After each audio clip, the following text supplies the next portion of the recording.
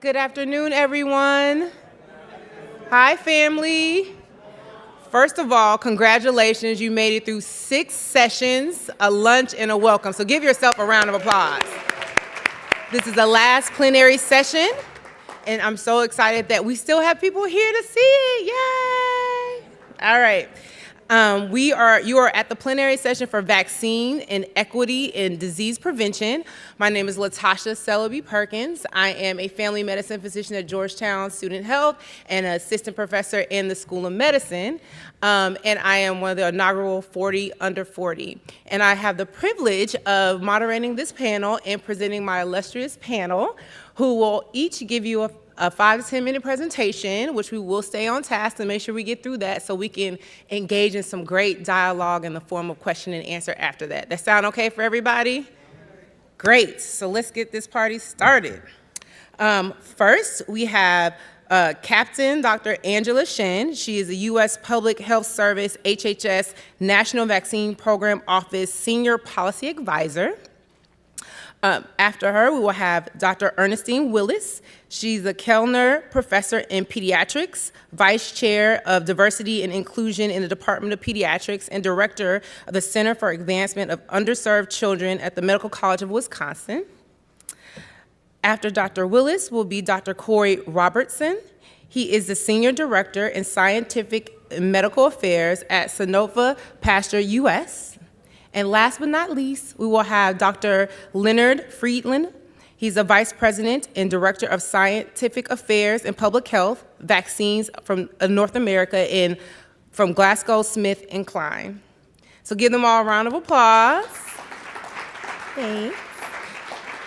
And we'll have Captain Shen come up and give her presentation.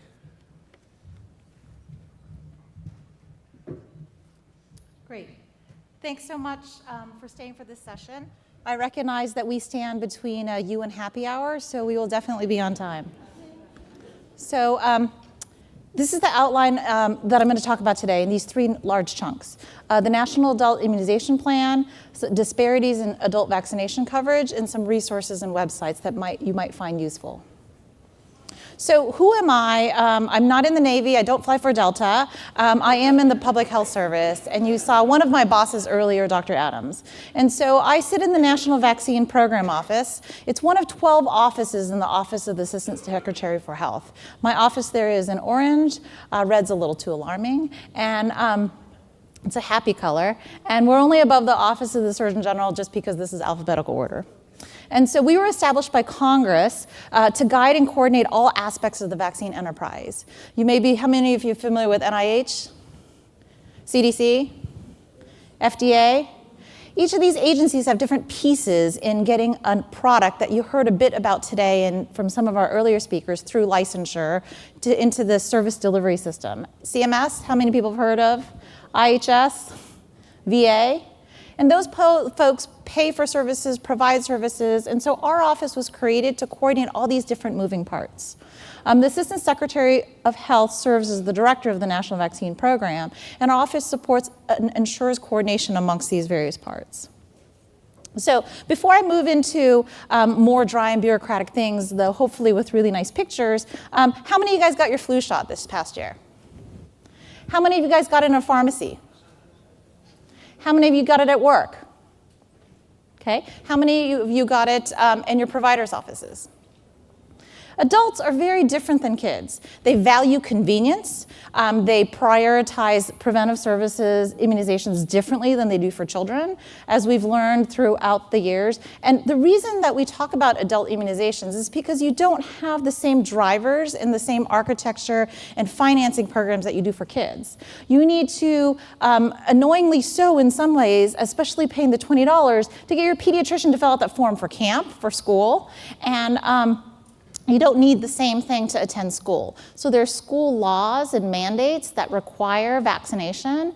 Sometimes some of you perhaps working in the hospital system require certain vaccinations for work, but the architecture, the drivers, and the policy levers for adult immunizations is different. Are you guys tracking me? Okay, great. I know it's the last day, the last session. So adult immunization. So therefore, we created a national adult immunization plan. It was the first ever released. And we recognize that there's importance in adult immunization, and there's a lack of progress in raising the rates. So we partnered and developed this plan for which there's 4 goals. The first is to strengthen immunization infrastructure. The second is to improve access. And the third is community demand, so it's a supply and demand sort of complement. And the fourth is to foster innovation in adult vaccine development and vaccination-related technologies. And you'll hear a little bit from Len as one of these innovations that was recently licensed and available. What I did was I called out 2 specific goals and objectives that relate to gaps and disparities. Within strengthening infrastructure, we want to identify coverage gaps and disparities. You want to know the status of affairs, of how things are, so that you can address them. And we've linked this with the key indicators for coverage under healthy people to take a look at racial and ethnic disparities in coverage. If you don't know where you are, but you know where you're going, you don't really know what you need to do to get there. And so that's what this objective speaks to. The third goal about increasing community demand talks about conducting research on awareness, on acceptance of vaccines across a number of various domains. People's perceptions and risk about them across different types of ethnic minority groups. And so we only have 9 minutes, but this is largely to give you a flavor of the types of things that we thought about, that we talked to people about, and hundreds of people told us what was important to them. So let's get to a little bit of coverage as I set the stage for the rest of my panelists. Luckily, I have the easy task of hopefully setting the stage well, for which they can really enlighten you with some interesting strategies as well as research. So in general, without recognizing that a lot of graphs and figures might kind of push you over the edge come 4 o'clock, I thought it was helpful just to kind of distill the takeaways. So there's lower vaccination coverage among Hispanics and African Americans. There's lower coverage around those who are uninsured and those with individuals with lower income. So we, and the citation is there from a recent MMWR. We also know, having said that, that there's opportunities to raise those rates and address this coverage, that the consistent provider vaccine assessment and recommendation can help reduce disparities. If your doctor says, hey, Angela, these are 3 vaccines you're supposed to get today, it's much different than there's some things that you might want to consider, you might want to get your flu shot. Those provide a recommendation, and how that recommendation given is very important to the outcome of whether or not you're going to get your shot or not. And the Affordable Care Act requires a number of requires all non-grandfathered private plans to cover it at no cost to use the patient, as well as Medicaid expansion in states that expanded. So in general, coverage in adults has largely remained the same. Compared to last year's estimates, vaccination is very similar, with the exception of those that I've listed below, for flu, pneumococcal, Tdap, hepatitis A, and shingles, with the variances that you see there. We know that racial and ethnic disparities have persisted, and there's lower coverage amongst Blacks, Hispanics, and Asians compared to whites for selected vaccines.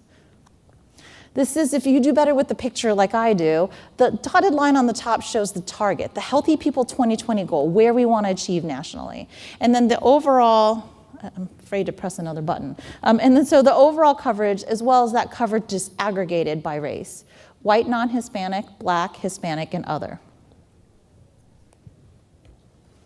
And if you translate that picture into words, that's what this slide is, for which Blacks, Hispanics, and Asians have lower vaccination coverage than non-Hispanic whites for all the vaccines routinely recommended for adults, except for those that are listed here, which you can read for yourself. And these are the different types of vaccines that folks are indicated for. We also know that individuals view each vaccine quite differently. Then your feelings and preferences around one vaccine, flu, may be different than what you feel about zoster or other vaccines. We know that healthcare workers in many places are required to get their shots in order to have their job. It's a requisite of their position. And so Black healthcare providers, Hispanic healthcare providers had lower coverage than whites for Tdap and hepatitis B vaccination. More of this information is in each of the references that are sourced in the slides. So I thought it might be helpful to make a plug, as well as to say, yeah, Angela, there's all these numbers here, but what are you guys doing about it, right? What are drivers and what are policy levers that help push things along? And one of the things is quality measures. How many of you guys have heard of HEDIS? How many of you guys have to report to HEDIS? And so we're hoping to land into HEDIS 2019. Over the past 4 years, we've pilot tested and developed 2 measures. A composite measure for pregnant women. So pregnant women are supposed to get 2 shots, one for Tdap and one for flu. And then a composite for adults. When I was asked to come back to the department, I said, look, there's a combo rate for kids. You want to see whether or not kids are got all their shots for this. There's a combo measure for adolescents. You're supposed to get this. Why not for adults? Oh, Angela, it's really hard. Adults mean 19 through notably 119. And so we have developed tested measure, and we are going through HEDIS right now through NCQA to see whether or not we land into 2019. And we're very excited about that, for which we'll fold into the Medicaid core sets, Medicare, and other. So there's a lot of contributing factors to these disparities, and no single factor explains all of these. Amongst them are things that you've heard throughout the themes earlier today, as well as throughout tomorrow, and they're listed here before I get hooked off of the stage. And there are also strategies to reduce those, for which, again, no single intervention is going to eliminate these. I point to the last one. Combined interventions that include messaging are strongly recommended versus messaging alone. And that's really important empirical research that we've found, that messaging alone doesn't do it as much as combining that messaging with an intervention. Make sense? Yeah. Okay. So I leave, close to being on time, with some resources for you. We recently had a session at the National Vaccine Advisory Committee on disparities in adult immunizations. I chair that advisory group, as well as the ACIP recommendations for specific vaccines, as well as some interactive coverage data you can take a look-see. And I think that's it. Thanks so much. Excellent. Captain Shen did a great job. I'm going to give her another round of applause. That was wonderful. And be sure to save your questions, because we will have questions after each session. This is Dr. Ernestine Willis who will do her presentation next. But it's appropriate to follow Dr. Shen, because I'm here from Wisconsin, happy to be here. It's snowing in Wisconsin, so it was a great opportunity to get out.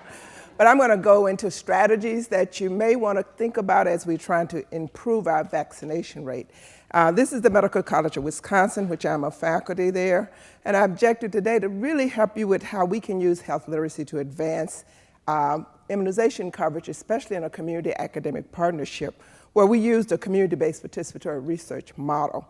Also, as I go along, I'm going to suggest a multi-pronged approach of strategies that you can do, but included in that you are building community capacity when you want to reach health equity when it comes to vaccines. I would say that most of the stuff I'm going to share with you is NIH-funded, NIMHD specifically. The content is solely the responsibility of the authors and my team of researchers, not necessarily the official views of NIH nor NIMHD.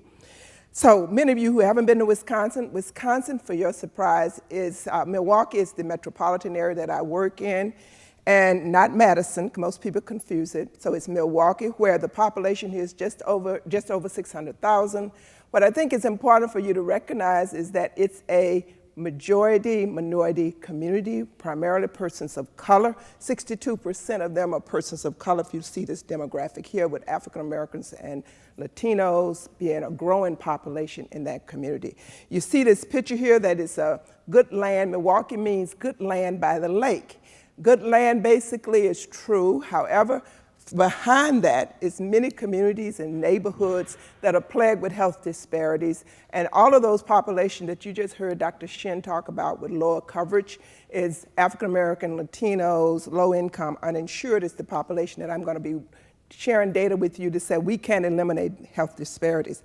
Over the last decade, through the funding for NIH, we had phase 1 that we were granted funds to do a planning and pilot, building an infrastructure and a needs assessment. We followed that by an intervention, which we built some of the tools that we felt we needed to do. Those tools included doing an assessment with attitudes and beliefs about immunizations, doing knowledge when it comes to the population, also looking at focus groups to identify barriers and facilitators, and then we moved forward with creating a social marketing campaign as well as using technology, which I'll get a little bit into. And last but not least, you see these taglines throughout this. That last tagline is where my data will share with you, take control, immunize, which I give a lot of credit to. The founders of that was the community members who worked in partnership with me. You can see the recruitment numbers and enrollment numbers here. I don't take a lot of credit for that. These are community members who made sure they went into their community. I call them the trusted messengers who went to the community and recruited the enrollment such that we got over 2,000 children in the last phase of our enrollment project.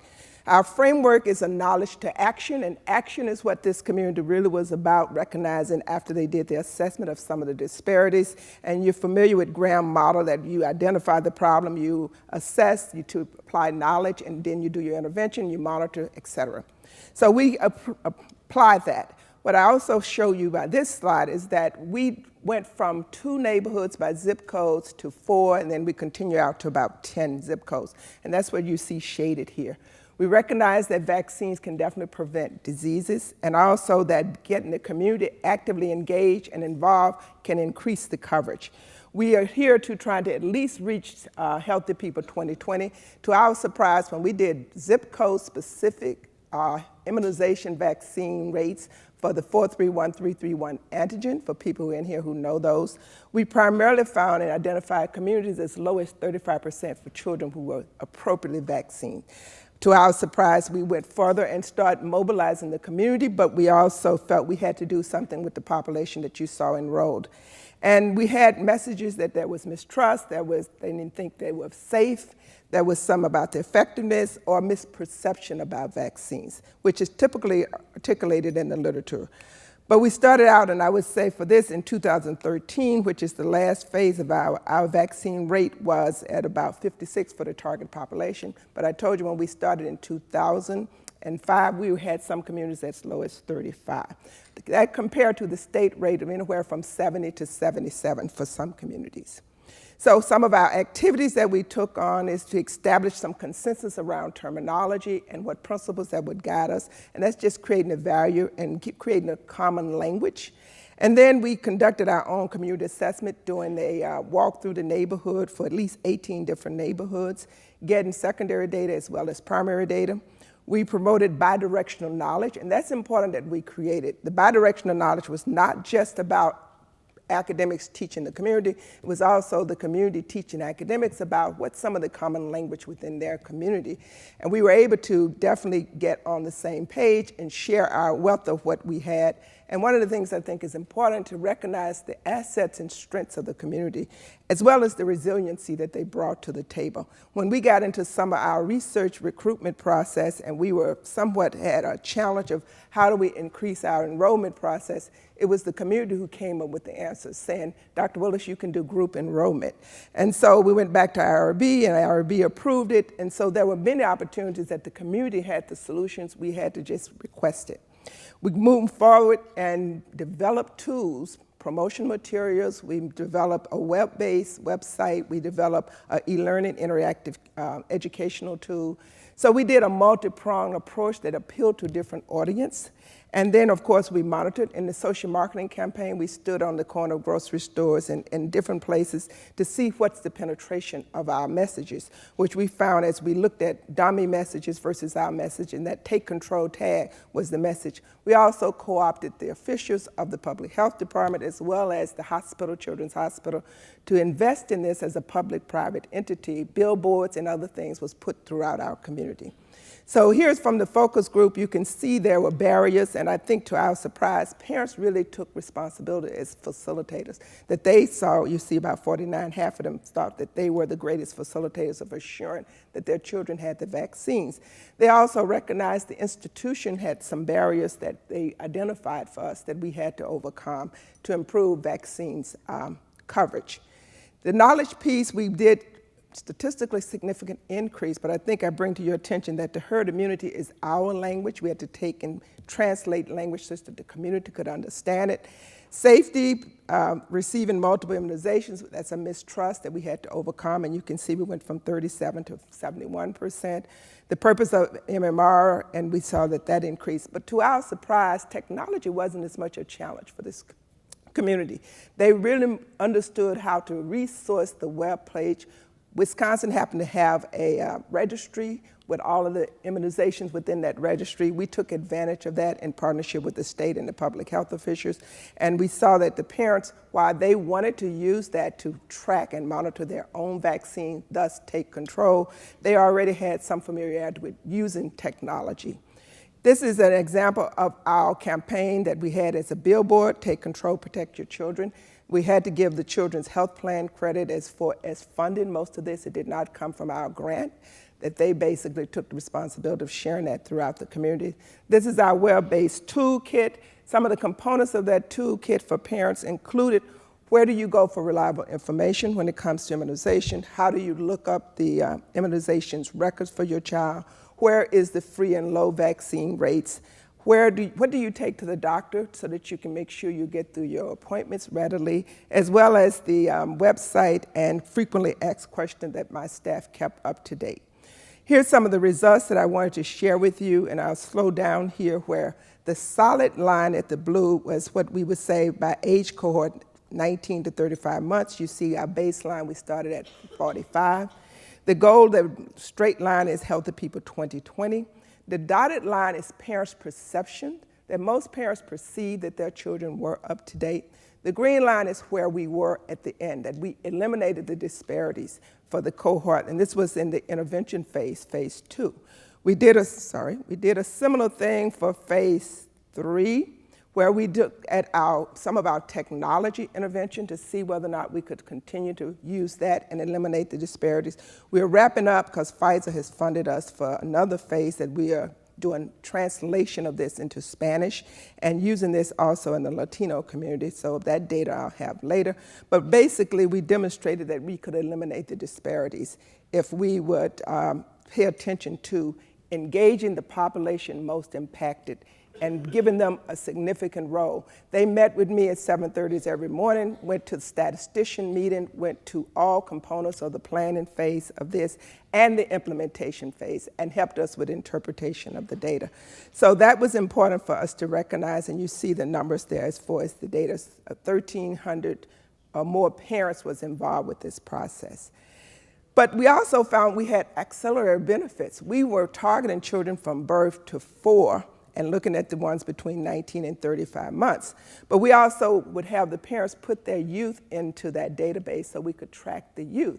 And we found that when we looked at the youth, our numbers exceeded what was going on in the city as well as the state when it comes to HPV as getting them increased.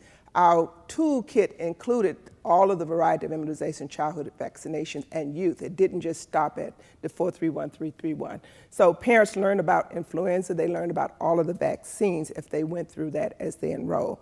So we felt that our process reinforced that the resiliency in the community and the assets that the community bring is important.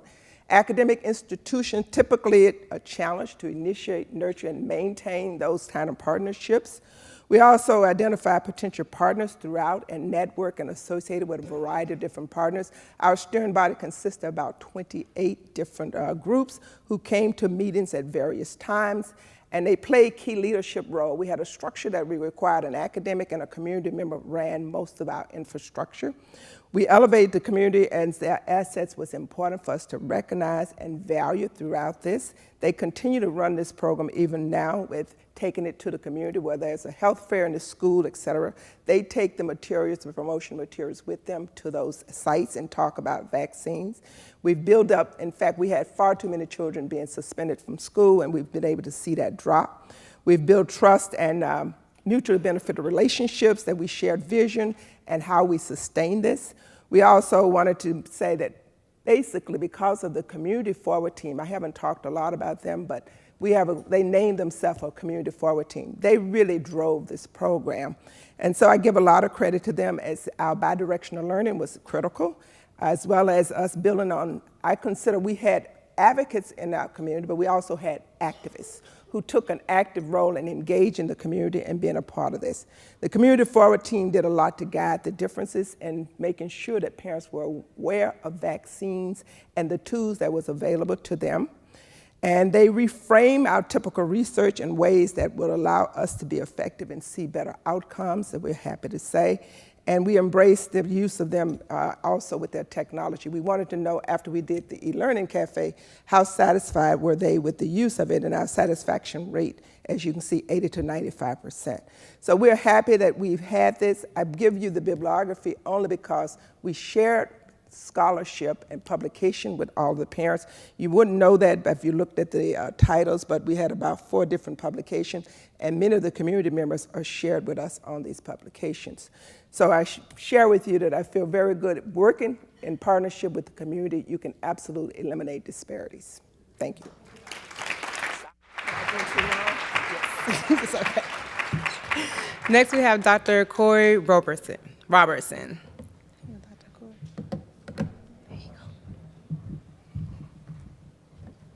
So, good afternoon, and I want to thank the summit organizers for this opportunity to provide information at this very important meeting.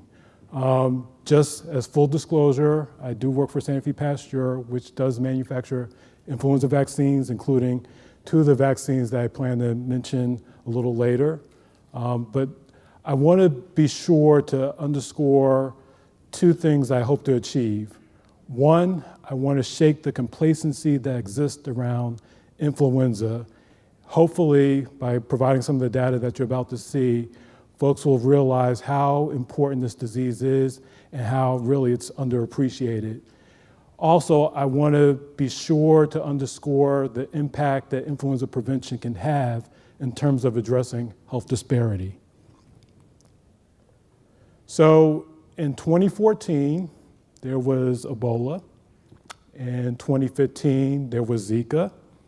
And anytime there's an emerging infectious disease that ends up coming close to home, one of the first questions that's asked is, when will there be a vaccine available to help protect against that threat? But year in and year out, influenza has had a greater impact compared to those emerging infectious diseases. Each year, influenza causes between 9 and 36 million cases of disease in this country. It causes between 140 and over 700,000 hospitalizations. It's responsible for 12 to 56,000 deaths each year. So imagine the outcry that this country would have seen had Ebola and Zika had that type of impact in this country. Not to mention, influenza is responsible for more than $87 billion of loss to the US economy. For older adults, influenza is really bad news. For persons 65 years of age and older, although they make up less than 15% of the US population, they account for about 2/3 of flu-related hospitalizations and almost all influenza deaths.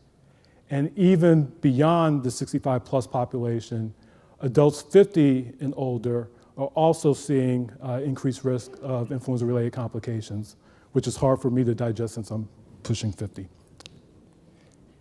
So this is a list of complications that can follow an influenza infection.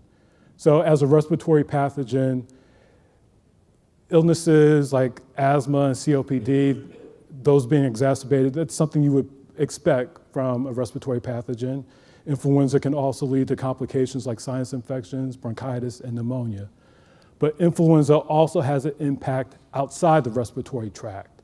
It can be a trigger for heart attack and stroke, and can exacerbate chronic conditions like hypertension, renal disease, and diabetes. And this is the plausible or postulated mechanism by which influenza is thought to impact persons with cardiovascular disease. So people with pre-existing cardiovascular disease who have pre-existing high-grade atherosclerotic plaques, when they become infected with influenza, there's a systemic inflammatory process that can lead to rupture of those plaques and subsequent blood clotting that translates into myocardial infarction and stroke. In addition, influenza can impact the heart muscle directly by causing myocarditis. And for people who already have weak hearts, that can put them over the edge and have them suffer from heart failure. So that's where influenza and health disparity intersect.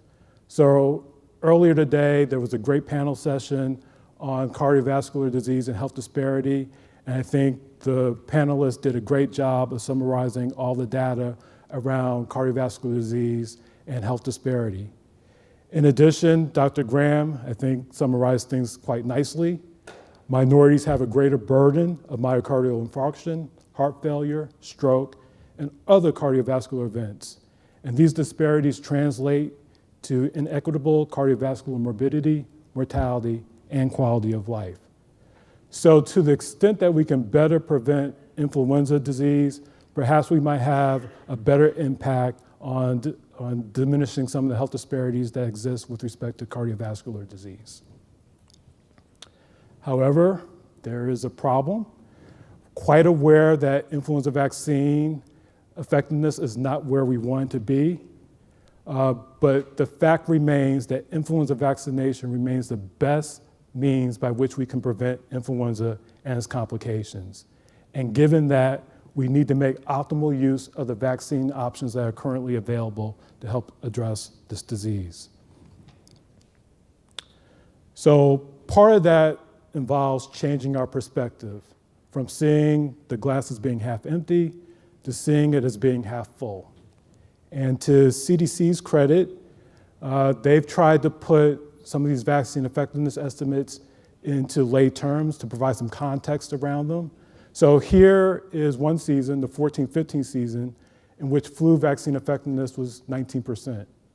But even with flu vaccine effectiveness at 19%, it was still able, vaccination was still able to prevent about 2 million cases of flu, prevent about 960,000 visits to a medical provider because of the flu, and also prevent 67,000 hospitalizations.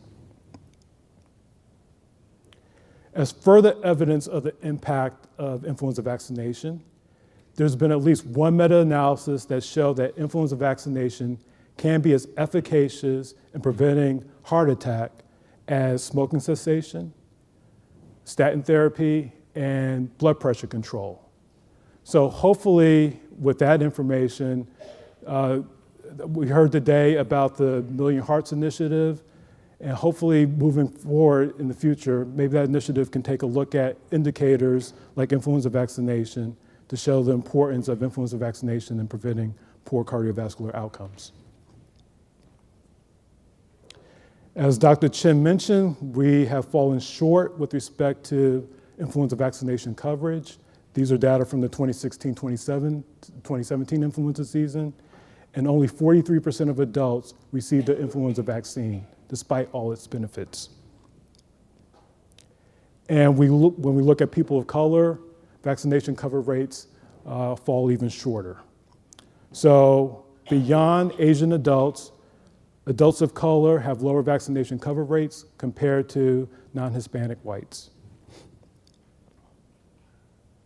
Now, since the 2004 influenza vaccine shortage, there have been a number of manufacturers who've entered the influenza vaccine space. And with that, there's been a number of vaccine options that are now available for people with comorbid conditions. Of the vaccine options that are shown in this slide, there have been two that have been shown to be clinically important in terms of better preventing influenza disease. That's high-dose vaccine and the recombinant influenza vaccine. So in terms of the high-dose influenza vaccine, there's been a strong body of evidence that have shown that this high-dose influenza vaccine has been more effective than standard dose vaccine in terms of preventing laboratory-confirmed influenza, preventing hospitalizations due to influenza, preventing morbidity associated with influenza, and also cardiorespiratory events, including cardiovascular disease. In addition, with respect to the recombinant influenza vaccine, there was a recent clinical trial that showed that the recombinant vaccine was more effective than the standard dose influenza vaccine in preventing influenza illness, on the order of 30 to 40 percentage points better. So one of the things I want to underscore with respect to these newer vaccines that are becoming available and their ability to provide better protection In addition to efforts in terms of trying to reduce disparities that relate to vaccination coverage, we also have to remain vigilant to make sure that improved vaccines, we don't introduce disparities with respect to their use in certain populations. And as a rallying cry for the providers in the room, this is just a reminder of how important your recommendation is in terms of improving vaccination coverage. Study after study has shown that a provider's strong recommendation, I'm going to emphasize strong here, can go a long way in making sure your patients get vaccinated against the flu. So with that, I will end. Thank you. Thank you, Dr. Robertson. Last but not least, Dr. Leonard Friedland. Well, thank you. And I'm the last speaker before we get to our discussion and then before our happy hour. I was asked to speak about shingles and vaccination and health disparities. Just by way of hand, who in the room has suffered from a case of shingles? Few hands. How about no people who've had shingles? Many more hands. Really important. Shingles is an infection caused by a virus, the varicella zoster virus. In the United States, each year, there are 1 million new cases of shingles. Over the course of our lifetime, 1 in 3 of us will come down with a case of shingles. And for those of us who are lucky enough to live to 85, the risk goes up to 1 in 2. This disease not only has a rash, but it can be extremely painful and debilitating, limiting activity. And then there are complications, including chronic pain, which we refer to as post-herpetic neuralgia, which can last months, sometimes more than a year.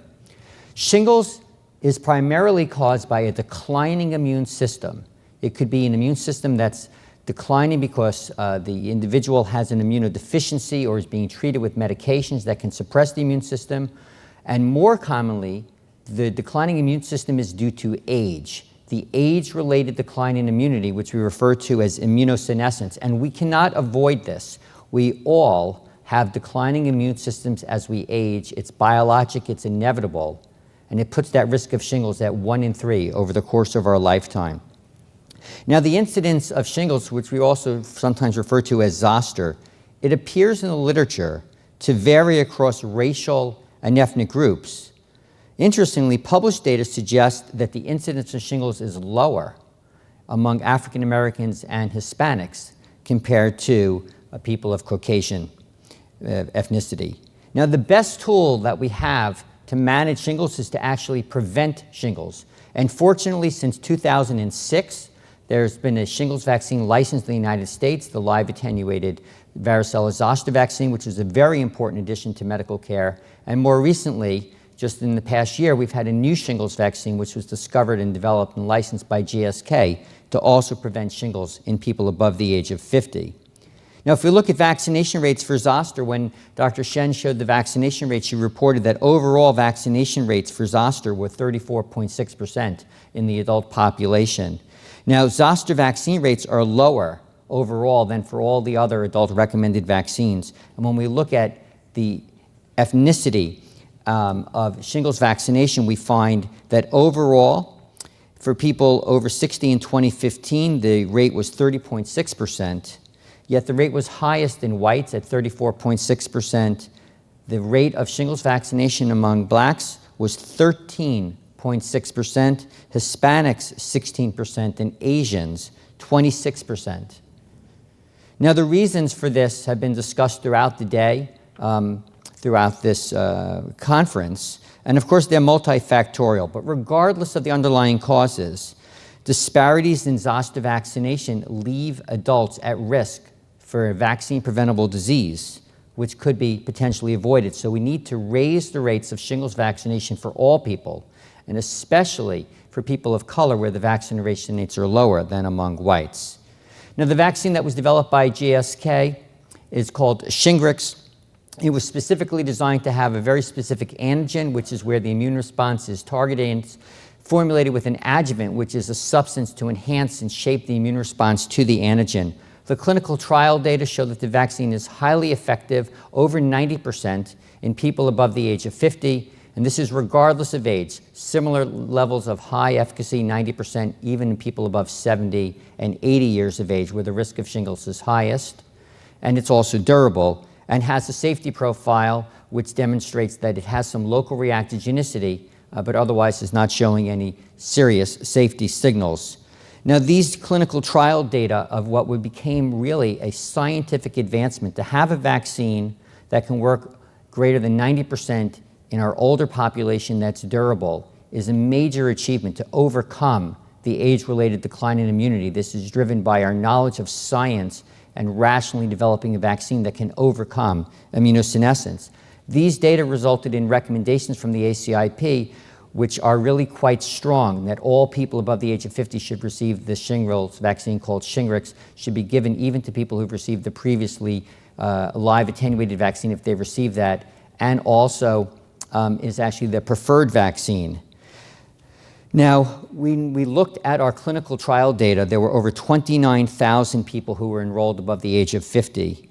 And overall, we found that enrollment of people of color, particularly African Americans and Hispanics, was quite low in our clinical trials. Our clinical trials were conducted in Southeast Asia, Europe, Latin America, and the United States, where many people of Hispanic heritage and African American heritage are not living. When we looked at the United States involvement, about 8.1% of those enrolled were African American and 4.2% were Hispanic. A little bit higher than the overall numbers in our studies, but still, we need to get those results higher. When we looked at sub-analyses of efficacy and safety, we saw no differences based on race and ethnicity. But nonetheless, we are absolutely committed at GSK to make sure that we have clinical trial diversity, because we want to make sure that all of our drugs and all of our vaccines are available to everybody across every segment of our society. So through surveillance now of our clinical trials and using real-world data of our drugs and a vaccine, we'll be looking to identify any disparities and monitoring them over time so that we can develop evidence-based interventions to reduce disparities. At GSK, we have a clinical trial diversity team which is focused on assuring that our clinical trials are representative of diverse racial and ethnic populations, and we continue to monitor our ongoing clinical trials and also our post-marketing work. We will have very specific post-marketing studies with our shingles vaccine called Shingrix to collect data on people of various racial and ethnic backgrounds to provide more data. Now, we also want to work with people to build trust by working with people who are trusted in their diverse patient communities. So, for example, later this month, we'll be holding a shingles vaccine advisory committee to look specifically at disparities among zoster or shingles vaccination. We've invited experts from 12 U.S. organizations who are trusted immunization decision makers in their communities so that we can gather and gain from them guidance on how we can develop a tangible understanding of the issues surrounding disparities in shingles immunization so we can be informed and a strong partner to address this disparity. We want to translate that understanding into common goals and objectives in partnership with these key organizations. So the organizations we'll be working with in this advisory board are the American College of Physicians, the American Pharmacists Association, the American Academy of Family Physicians, the National Medical Association, the Geriatric Society of America, the National Hispanic Medical Association, the Association of State and Territorial Health Officials, the National Minority Quality Forum, this group, the American Public Health Association, the Adult Vaccine Access Coalition, the National Black Nurses Association, and the Immunization Action Coalition. We're really excited to get the advice from all these groups. And while we gather data from trusted people in their community working with diverse populations, we're also taking a proactive approach. Through our policy groups, we're working in the policy arena to reduce co-pays, to improve access to vaccination, particularly around Medicare Part D. We're engaging with healthcare providers who care for racial and ethnic minority populations, including working with community health centers and also with the Veterans Administration. We're soon going to be beginning communications and patient activation to diverse populations with direct-to-consumer advertising to educate adults on shingles disease. We'll be making sure that we advertise and talk about shingles disease and vaccination in all communities across the United States, and when appropriate, we'll be using images that are representative of gender and racial and ethnic diversity. We'll have selected resources in Spanish and other language, and our resources will be designed to ensure comprehension for those with limited health literacy. And lastly, GSK offers a patient assistance program for eligible patients who need help paying for their GSK medicines and vaccines. And our shingles vaccine is the first vaccine on our patient assistance program, and we're very proud of that. So with that, I'm going to stop, and we're going to open up for discussion. Thank you. We can do better than that, you guys. You made it through the day of presentations. Yay! Okay, for questions and answers, rules of engagement, this is the microphone 1, mic 2, say your name, where you, what organization you represent, and then ask your question. I was very nice with the panelists with time, but if you go into soliloquy, I will cut you guys off because we got 15 minutes. All right, mic 1. Hi, great panel. My name is Rosalind Daniels. I'm the publisher of BlackHealthMatters.com. So what I'm hearing is that when you're doing your advisory groups, you have a lot of academicians and physicians all talking to each other. When are you all really going to engage more with the grassroots media? There's, more interactivity. There's a better response, able to kind of respond to some of the issues that you put forward, the ability to do research, a trusted brand within the community. When will you start to engage? I know you mentioned that you are going to be doing some media outreach, but a lot of times what we're learning is that African American media is not a part of that dialogue. So when or if have you considered using African American media to help further the communication goals that clinical trial participation is important? Well, thank you. I think that's addressed to me to start with. That's really important, and thank you for bringing that up. We certainly do some of that, but we need to do more. And by working with various groups, we want to understand how we can do more.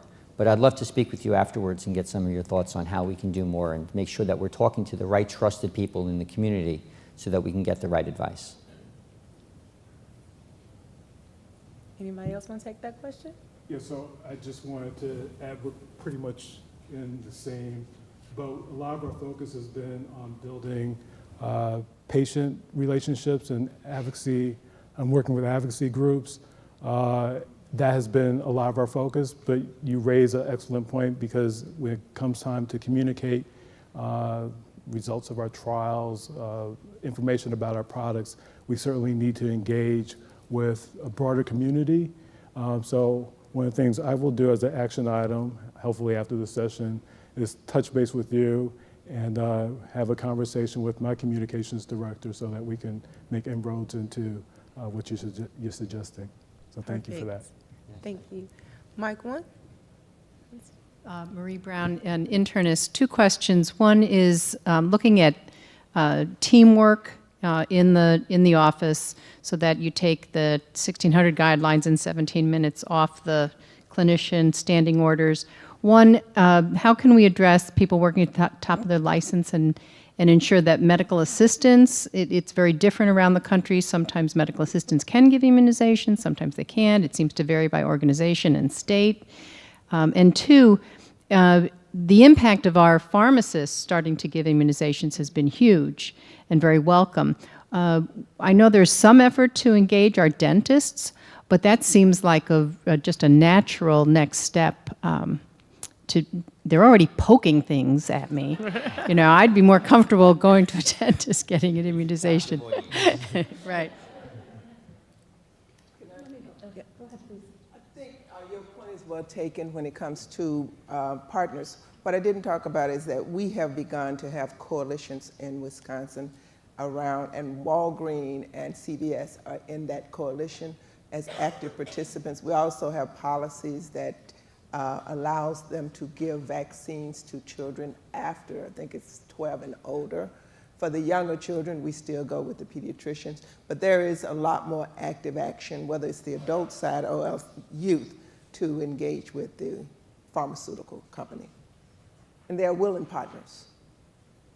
So I think you're really speaking at what the National Vaccine Advisory Committee and the CDC and a number of partners issued as what we call the NVAC standards for immunizations, standards for children, standards for adults. And those standards, in short, say that every provider, a specialist, a PCP, a pharmacist, or what have you, should, at each touch point, should assess the patient for whether or not, what vaccines they should get, and then recommend them. And if they can vaccinate, to vaccinate them. And if they can't, then to refer them.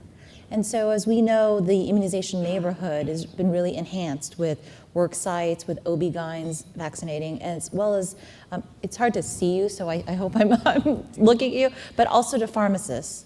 So we hear a lot about challenges that pharmacies have and barriers because of authorizing legislation within each state for their license. It's a little tricky when you go under the age for adults. All the states are authorized to treat adults and up, age 19 and up, but it gets a little trickier when you're trying to, for example, look at HPV series completion or other pediatric vaccines for which there is a slight rub with preserving the medical home, as you know.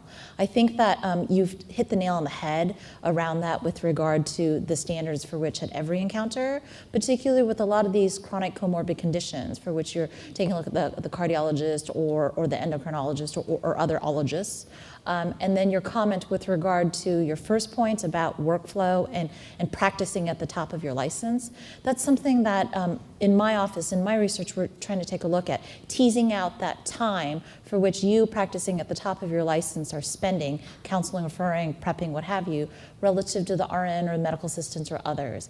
I think, Angela, not that of the department, but I don't know, maybe of the department, but my bureaucratic disclaimer, I think that because a lot of providers are shifting to working under health systems and integrated delivery networks, you really have the opportunity, which health systems are unique, to kind of jigger the workflow, for which you can try different strategies and QI, quality improvement programs and the like, to see what is kind of the best balance for, to address your first question about working at the top of your license with regard to the efficiencies or inefficiencies in this fixed cost from anything from ordering through to prepping, counseling, and billing.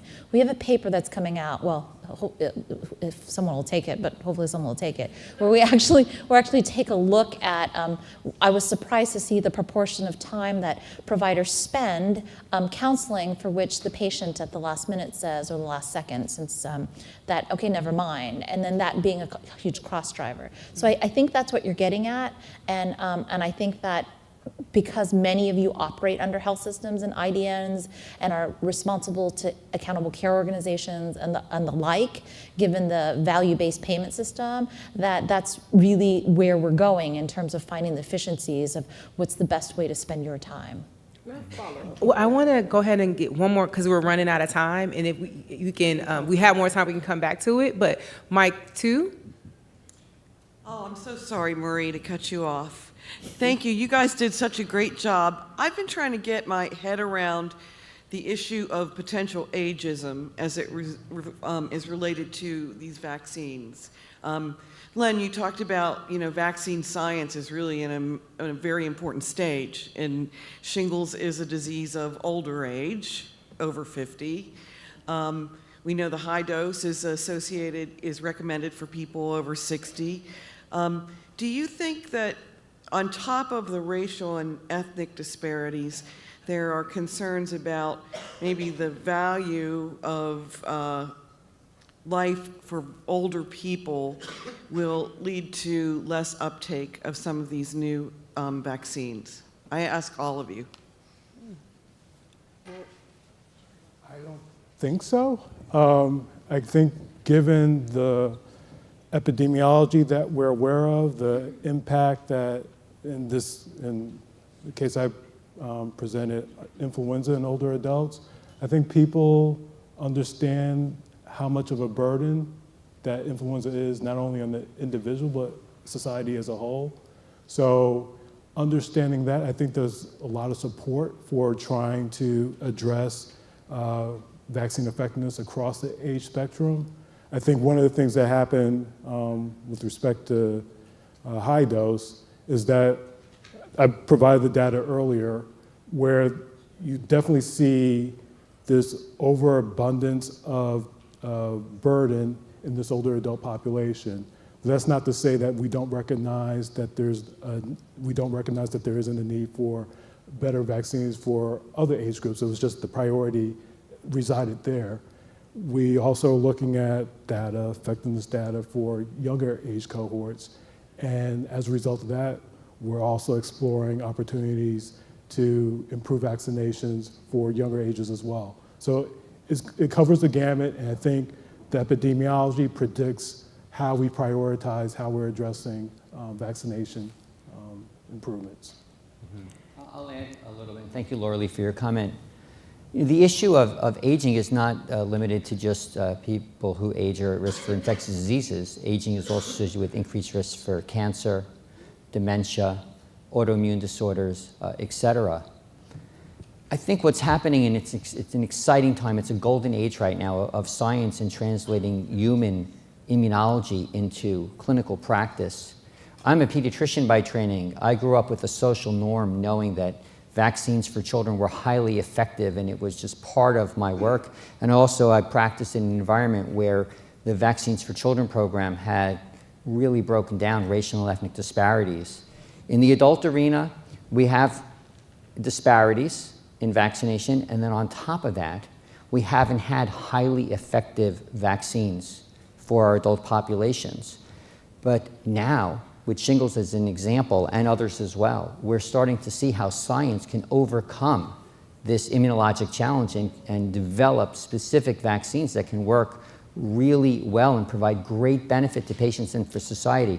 And I think what will happen over time is that the adult practitioners will begin to recognize that vaccination is a really important tool, like the pediatricians do right now. And when that happens, it will be a tipping point, and we'll start to see how science can translate into improved patient care. And that's an exciting thing. But we have to make sure along the way that we don't leave people behind. So we have to constantly build this evidence-based knowledge to address disparities that are occurring, because otherwise there'll be the haves and the have-nots, and that's not acceptable. Fantastic. So I want to take this point of privilege to use the last 4 minutes for each of you to take a minute and either answer the question as what can each of us leave this room to do in an effort to help the equity of vaccines in causing disease prevention, or if there's a final thought that you just like to leave with the group. Starting with you, Dr. Shen. So I'll do a combo because I don't want to make Laura Lee mad. My takeaway is that there's different individual preferences by different types of groups. Minority, I think, is heavily defined here as racial minority, but there's other characterizations of what those subsets are. But we'll just leave that at that. And then each vaccine is kind of considered differently. So I would answer your question with pertussis. You take a Tdap vaccine because you want to protect the babies and unborn babies from dying from pertussis. And so you want grandma, grandpa, or myself to take that. And so there are some nuances, in addition to what my colleagues say, that are really important, I think, to recognize. So the takeaway is we're all different, but bounded by some commonalities and common goals, for which I think you're looking for that overlap in the Venn diagram, and that how people, all these different people feel about different vaccines, just like each vaccine's a different individual market, is different. And so not until I did my dissertation did I realize there's not one vaccine market, there are many vaccines markets, and you can kind of take from that. My takeaway comment is that we will continue to be challenged about availability of vaccines until we have a VFC similar program for the adults in the policy world, and that's where I was going from Dr. Land's response, as well as Dr. Brown when she was bringing up how can we address this in the adult population. And with the pharmacies, that's some of the challenges they have, is you don't have VFCs for adults. One of my takeaways is that we still need more data around what drives people to get vaccinated and what prevents them from getting vaccinated. I think there's people relax or take this approach that's about a distrust of the health system, it's a distrust about vaccines, but I think we need more data to tease out. There are other levers that make somebody choose to get vaccinated versus not. So I think we need to explore other opportunities to do that. One of the things that Sanofi Pasteur is doing. We're partnering with United Health Care, Sustaining Healthy Communities, and also CMS to look at big data to try to identify drivers and barriers to vaccination. Hopefully, by doing that, we can identify levers, hopefully low cost and high impact levers to move the needle in a positive direction.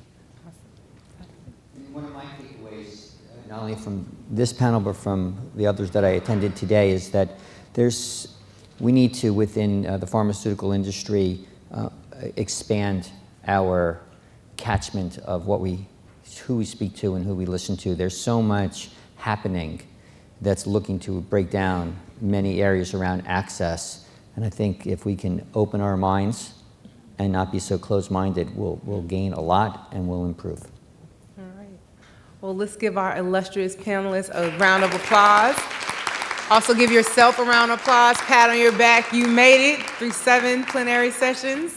And just housekeeping, if you did any CME, you're to turn that form into the registration desk. And in about 15 minutes, the AMA reception will be happening right in the foyer. Thank you, guys. Yay.